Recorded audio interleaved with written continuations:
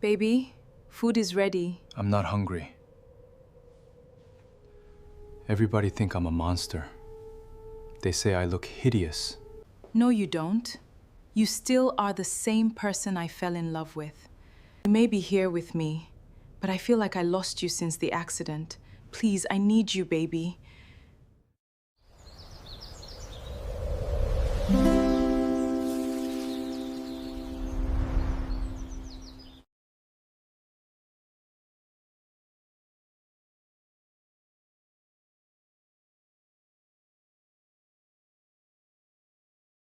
The most feared prosecutor in Seoul couldn't look at his reflection anymore. Quan Taeyang stood at the bathroom sink every morning with his eyes fixed on the faucet. Not the mirror. Never the mirror. Not since the fire 18 months ago had left the left side of his face mapped with burn scars that told a story he wished he could erase. His wife Amara stood 3 feet behind him in the doorway, watching him avoid himself. The distance between them felt like an ocean. 18 months ago, a fire had stolen his face. Now it was stealing his marriage. He heard her breathing change. Softer. Slower. The way it always did when she was trying not to cry. "Taeyang," she said. "Breakfast is ready." He didn't look up. "I'm not hungry." She stood there another moment. Then she left. And the silence that replaced her was louder than anything she could have said. Amara Ikena had grown up in Lagos believing that love was something you fought for. Her mother had told her that. Her grandmother had shown her that. Every woman in her family had loved fiercely, loudly, without apology. She had brought that belief to Seoul 4 years ago when she came as a legal researcher on an international fellowship. She had brought it to a dinner party where a sharp-eyed prosecutor with a dry sense of humor had asked her what brought a Lagos girl to the most competitive legal system in Asia. "The same thing that brought you to yours," she had said. "Justice." He had looked at her for a long time after that. Like she had surprised him. Like he didn't expect to be surprised. They were married 11 months later. For 2 years, their life together had been exactly what neither of them had planned and everything they needed. Taeyang worked brutal hours. Amara finished her research, started consulting, and built a name in international human rights law. They argued about case strategy over dinner. They laughed at things nobody else found funny. They built a life inside the busy, impossible city of Seoul that felt entirely their own. Then came the fire. An arson attack. Someone Taeyang had put away, someone with long arms and a long memory, had paid to send a message. The message was a burning car. Taeyang had pulled a junior colleague out of that car. Had gotten the young man to safety. Had not gotten himself out fast enough. The burns covered 30% of his body. His left arm. His left shoulder. The left side of his neck, jaw, and cheek. He survived. He came home. And then, slowly, quietly, without either of them fully understanding how it happened, he began to disappear. Amara set his breakfast on the table and sat across from the empty chair. She had learned not to wait anymore. Some mornings he came out. Some mornings she ate alone. This was an alone morning. She looked at the chair and tried to remember the last time he had sat in it without wearing his collar pulled up. Without angling his face away from the window, without that careful stillness he had developed. Like if he didn't move too fast, people wouldn't notice him. Like he could make himself invisible through sheer discipline. Her phone buzzed. Her colleague Son is in Lagos. "The conference submission is due Friday. Are you sending the paper or not?" Amara stared at the message for a long time. 6 months ago, she had been on track to present at 3 international conferences this year. Her paper on cross-jurisdictional accountability was almost finished. She had been good at her work. She had been building towards something. And then Taeyang had come home from the hospital, and she had quietly, without announcing it, started putting things down. Not because he asked her to. He never asked her to. That was almost worse. "Send it without me," she typed back. "I'll explain later." She put the phone face down on the table and listened to the apartment breathe around her.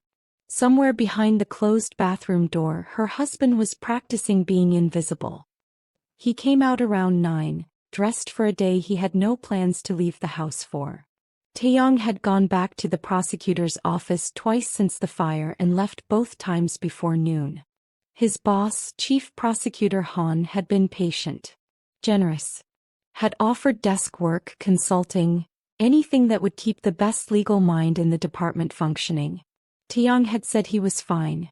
He had said he just needed more time. Amara had stopped counting how many times she had heard that. "There's coffee," she said from behind her laptop. "I see it." He poured a cup without looking toward the window. The apartment had good light. That used to be one of their favorite things about it. Now Amara had learned to close the curtains on the left side of the living room without commenting on it. Just closed them. Every morning. A small accommodation that had become invisible through repetition. She hated how natural it had become. "Chief Han called again," she said carefully. Taeyang's jaw tightened. "I know. He says the Shin case needs your analysis. Nobody else understands the corporate fraud angle the way you do. Someone will figure it out. That's not the point." He set down his coffee cup with a precise, controlled click. "What is the point, Amara?" She looked at him directly. He looked at the countertop. This was what she couldn't bear. Not the scars.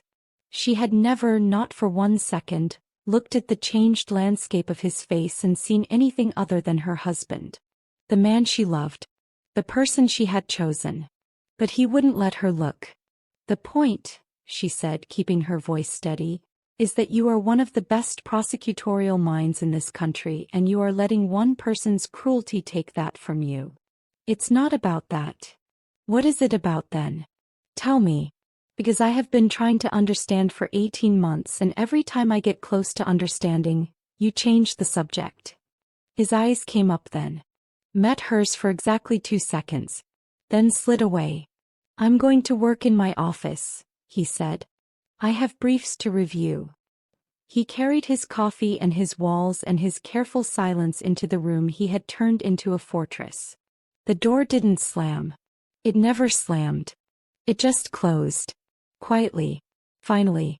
Like a verdict. If you are already feeling the weight of Amara and Taeyang's story, stay with me. Because the hardest part isn't the scar on his face. It's the one you can't see. And that's the one she's been trying to reach all along.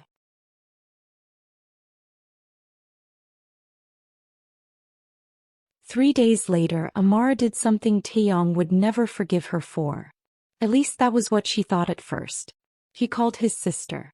Quan Jihi lived in Busan, 2.5 hours south by train, and she was the only member of Taeyang's family who had come to see him after the fire.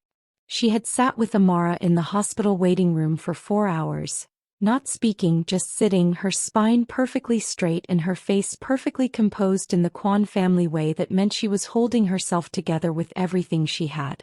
They had not been close before the fire. Jihi had needed time to accept her brother's marriage, a process that had been slow and sometimes painful and ultimately, finally real. She and Amara were not friends exactly, but they were something. Women who loved the same difficult, brilliant, maddening man. "He's getting worse," Amara said when Jihi picked up. A long pause. "Define worse." "He hasn't left the apartment in 11 days. He's doing remote brief reviews, but he won't go back to the office. He won't let me see his face. He barely eats at the table anymore. He's..." Her voice broke on the next word and she had to stop and rebuild herself before she could continue. "He's disappearing, Jihi. Right in front of me. And I don't know how to stop it." Another pause. Longer this time. "He would hate knowing you called me," Jihi said. "Yes. He'll probably be furious. Probably. And you're calling anyway." "I'm calling anyway." Amara closed her eyes. "Because I am out of options and I am not ready to lose him." The silence on the line felt like thinking. "I'll come Saturday," Jihi said finally. "Don't tell him." Amara did not tell him. She spent Friday cleaning the apartment, cooking the food she knew Jihi liked from the one family dinner that had gone well, and trying to figure out how to explain to her husband that she had gone behind his back because she loved him too much to watch him destroy himself quietly. She was still working on that explanation when Taeyang appeared in the kitchen doorway Friday evening. He had been in his office for 8 hours. She had slid lunch under the door, which had felt humiliating for both of them, which she thought might actually be the point. Sometimes she thought he needed her to feel how bad things had gotten. Like he was trying to make her leave by making staying impossible. "Something smells good," he said. His voice was different. Softer. The hours alone sometimes did this, wore down his defenses to something approaching human. "Dunjang Jihi," she said. "Your mother's recipe." He came into the kitchen slowly. Sat at the table, which he rarely did when she was cooking anymore. She felt the significance of it and carefully did not react. "I heard you on the phone earlier," he said. Her hands stilled on the pot. "I wasn't listening," he added. "I just heard your voice. You sounded..." He stopped. "What?" "Like you were holding yourself together," he said. "You only sound like that when you're afraid." He turned then. Looked at him directly. He was looking at the table, his right hand flat against the surface, his left tucked slightly behind him in the habit he had developed of keeping the scarred arm less visible. "I am afraid," she said. His jaw tightened. "Of me." "For you." "There's a difference." The words seemed to land somewhere tender. He flinched just slightly. "I'm fine. Taeyang." "I said I'm fine, Amara. You haven't left this apartment in 11 days. The number sat between them. He didn't argue it. "I'm working from home." "You're hiding." His eyes came up. Cold and sharp in the way that had once made criminals nervous in courtrooms. She met them without flinching.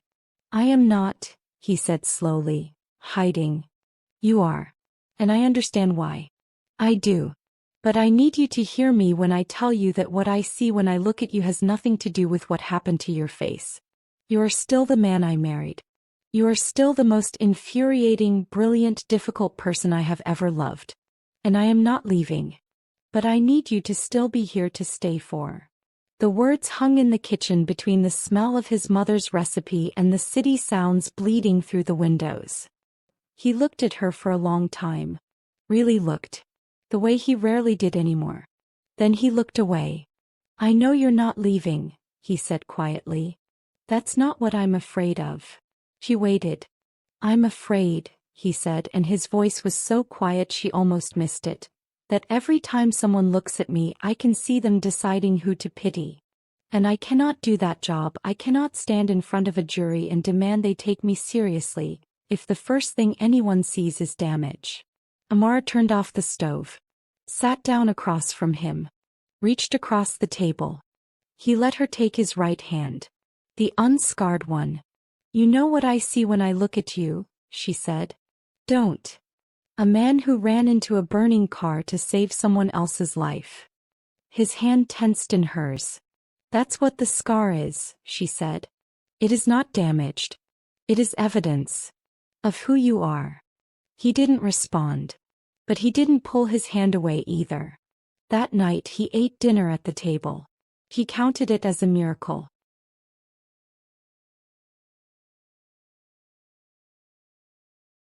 Jihi arrived Saturday morning with a small bag and the Quan family composure so perfectly intact that Amara felt a wave of affection for the performance of it.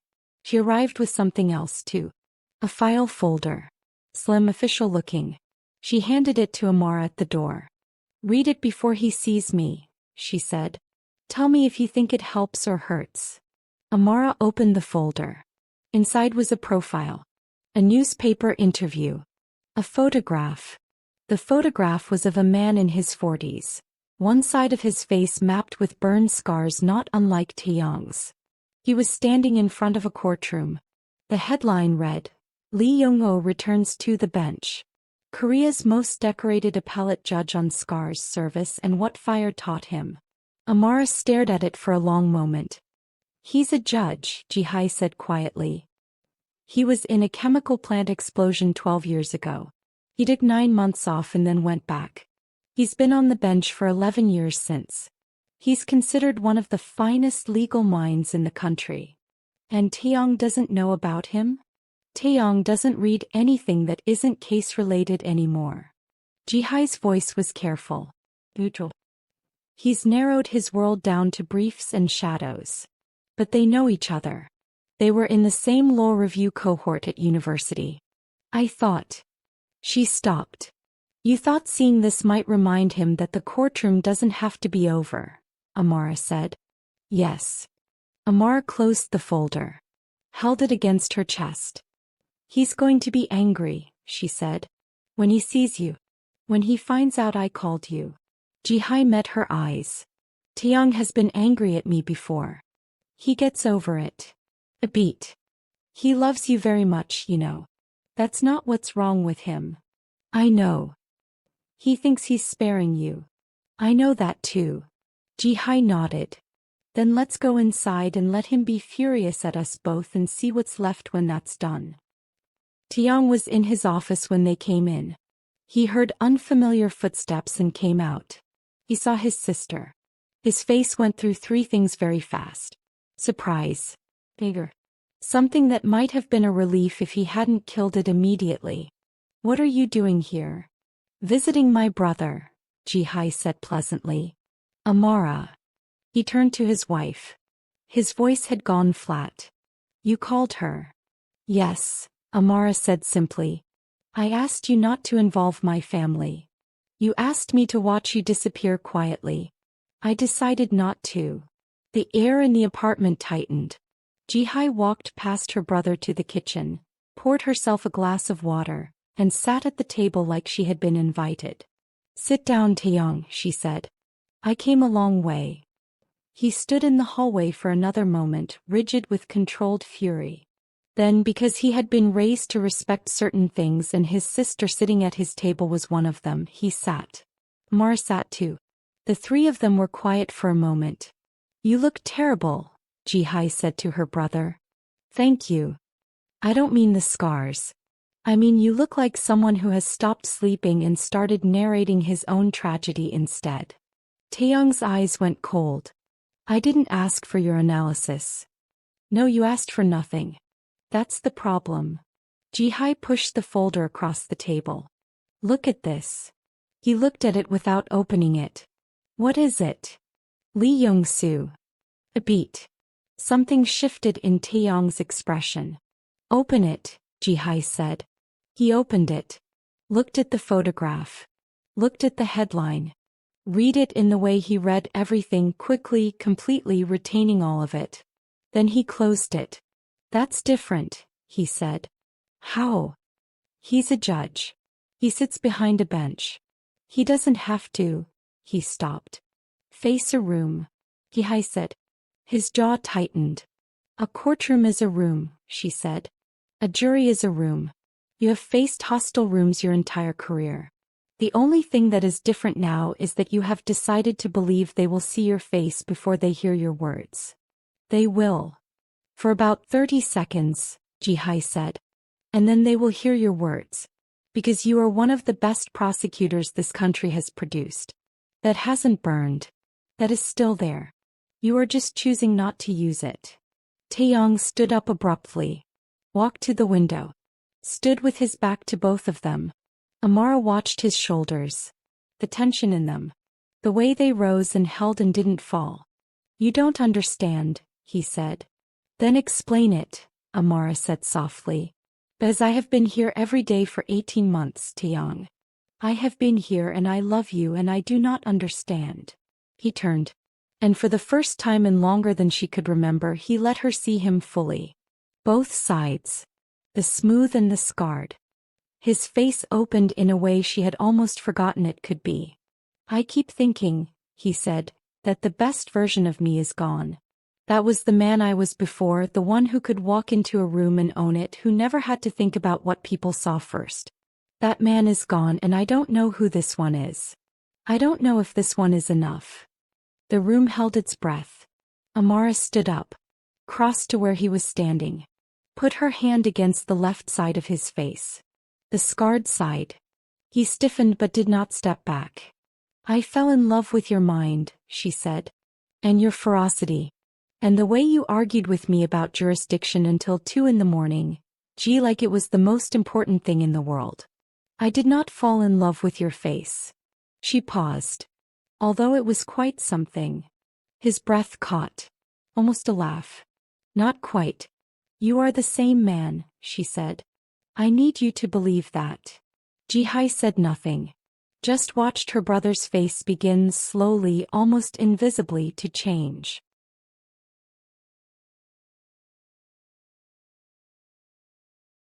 He called Chief Prosecutor Han on Monday morning. Amara heard the call from the kitchen and kept very, very still. Sir. Yes, I know. Monday of next week. Yes. The Shin corporate files. I've already reviewed the cross-border transfer documentation. I have notes. Pause. Sir. I'll be there. He hung up. Walked into the kitchen. Poured coffee. Looked for the first time in weeks at the window. Amara waited. I'm going back to the office next week, he said. She kept her voice even. Okay. It may be difficult. Yes. People will look. Yes. And then they'll listen to you and they'll stop noticing anything else. He turned to look at her. Really look. How are you so certain? Because I've watched you work, she said. There is no one in that building who commands a room the way you do. A room isn't one with your face, Taeyang. It's one with your voice. With your preparation. With the fact that you know the law better than the people you're prosecuting. None of that is gone. He held her gaze for a long moment. Then he nodded. Once. Precisely. She understood that was all she was going to get. It was enough. The first day back was hard. He told her so when he came home, which in itself was something. He had started telling her things again. Small things. True things. 3 people looked too long, he said, setting down his bag. Han's assistant had to work to keep her expression neutral. A junior colleague I've never spoken to stared in the elevator. And, Amara said, and then I got into the briefing room and I talked about the Shin case for 90 minutes, and nobody looked at anything except the documents. Amara felt something loosen in her chest that had been locked for 18 months.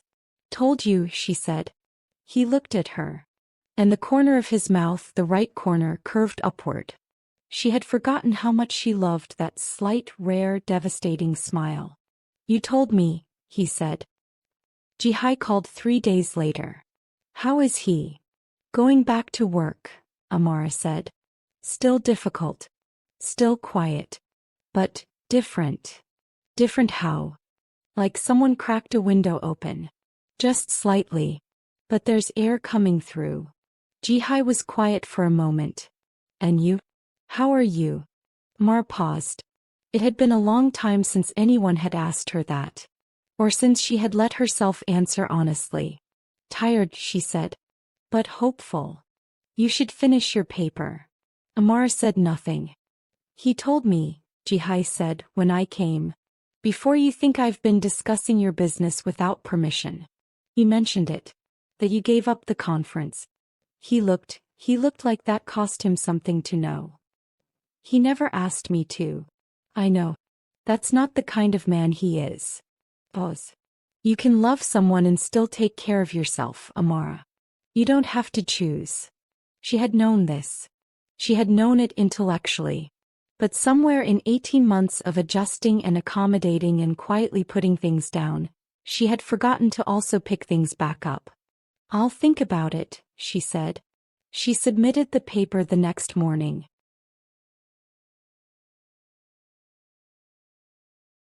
Amara came home 6 weeks later to an apartment that smelled like food.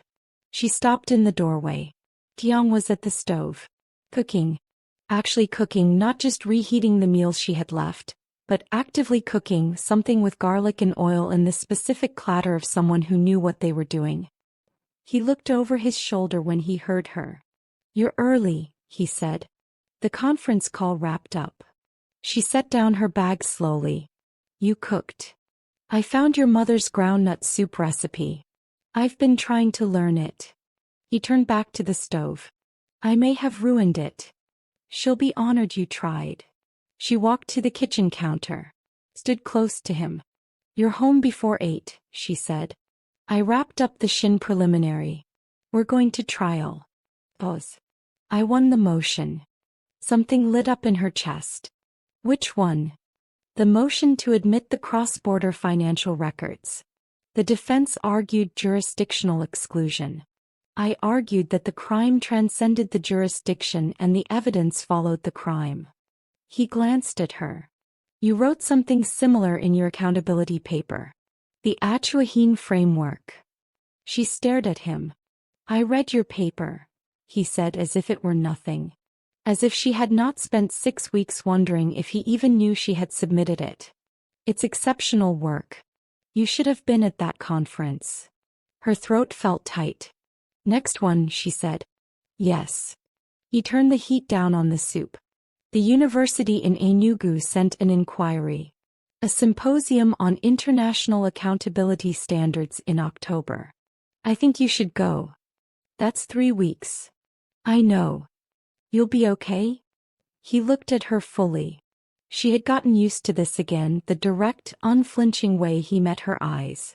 It had taken time. It had taken the slow, unsteady work of choosing each other again every day. But it was back. I'll be okay, he said. Go to your work, Amara. You didn't marry me to disappear. She felt tears coming and absolutely refused to let them. Neither did I, she said. He reached across and touched her face. His left hand. The scarred one. She turned her cheek into it. I'm sorry, he said quietly. For the months I spent making you invisible because I couldn't stand being seen. You don't have to. I do. I have to say it. His voice was steady. You stayed when staying was genuinely difficult. When I made it difficult. When I gave you every reason to go. And I need you to know that I see that. I see what you did. I see you, she said. I've always seen you. That was all I wanted. He pulled her close. She rested against his chest. Outside, Seoul was doing what it always did, rushing, insisting, moving too fast. Inside the kitchen, with something that might be her mother's groundnut soup simmering on the stove, they stood still. The Shin trial began 4 months later. Amara sat in the gallery on the first day. She had not planned to. It wasn't protocol. But Taeyang had left the apartment that morning already wearing his full prosecutor's armor, the one that made him look like the law itself had decided to show up, and something in her could not stay home. He slipped in at the back. She watched him walk into that courtroom. She watched the room. Watched it do exactly what he had feared. For a moment, eyes went to his face. To the left side. The scar. And then he opened his mouth. Ladies and gentlemen of the court, Quan Taeyang said, and his voice was the same voice that had argued cases across the city for 15 years. Certain. Built for rooms exactly like this one. The defense will tell you that this case is complicated. It isn't. Money was stolen. Evidence was hidden across 3 borders. And we followed it. The room stopped looking at his face. Amara exhaled. He had been right that people would look. She had been right that they would stop. They were both right. That was marriage, she thought. Not one person is right. 2 people being right together, just about different parts of the same truth. She told her mother about the trial on a video call that night. Her mother, who had come to Seoul for the vow renewal ceremony they were planning for the new year. Who had sat across from Taeyang and finally, seen what her daughter had always seen. He's a good man, her mother said. I see it now. He's a difficult man, Amara said. Those are not mutually exclusive. No, she agreed. They really aren't. Her mother looked at her through the screen with the particular expression that meant she was about to say something true.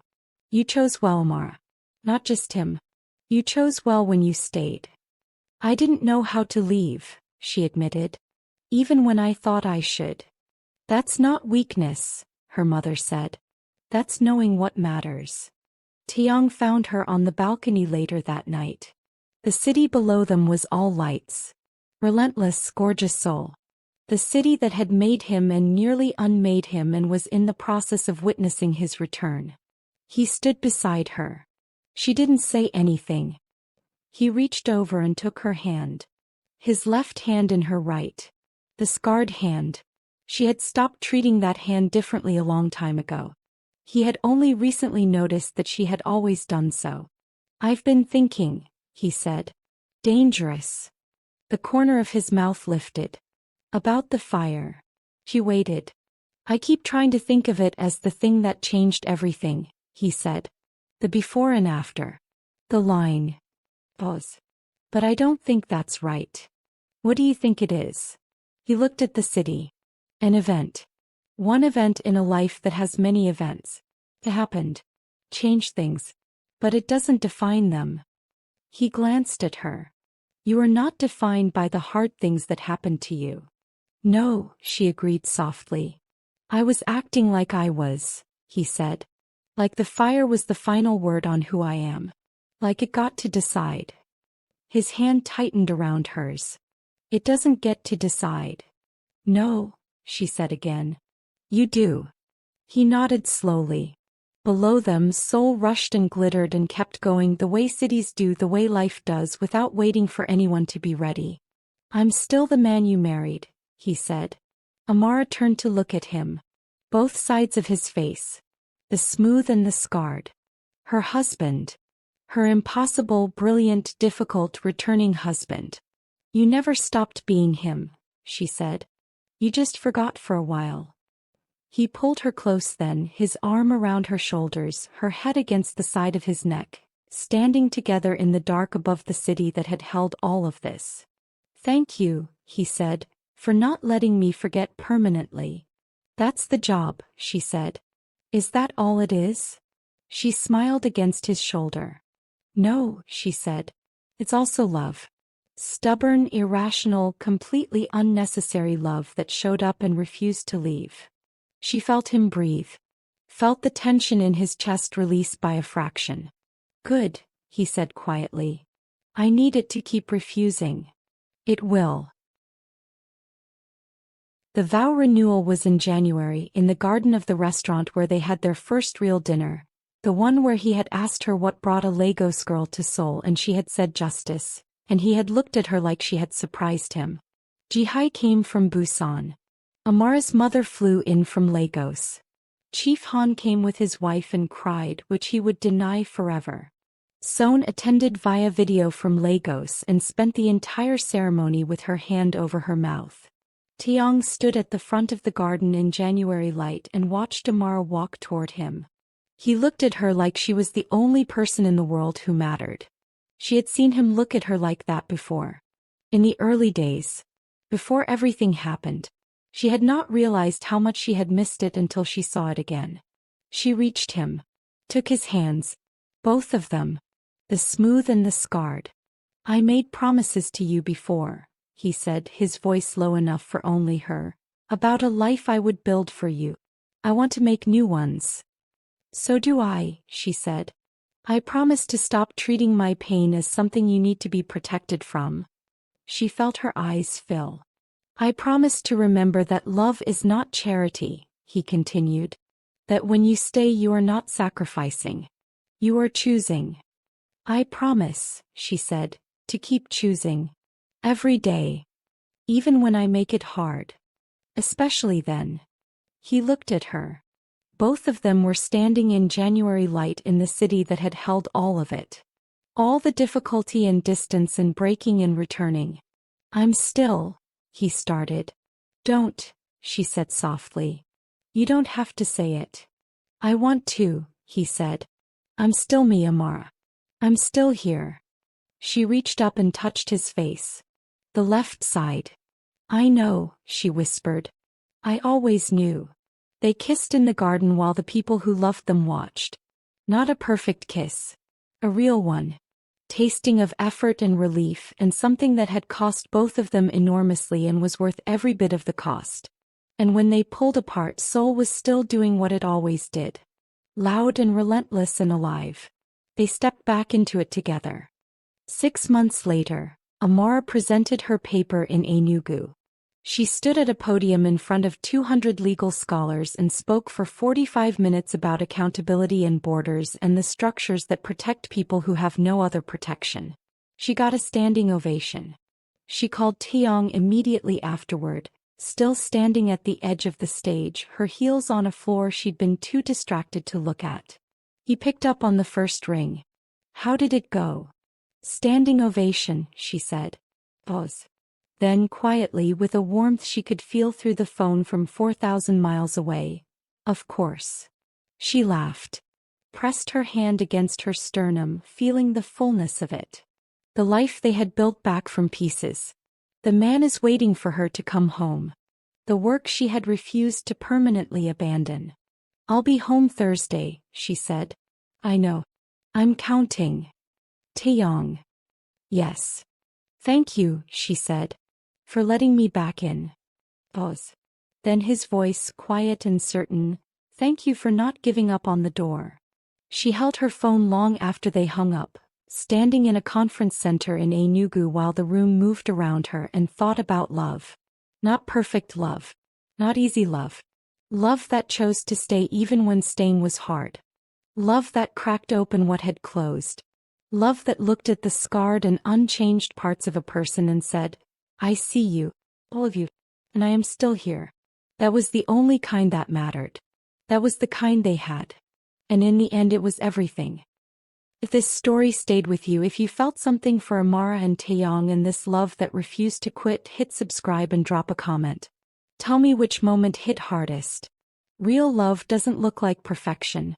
It looks like two people deciding again and again to show up for each other. Until next time, keep believing in love that fights.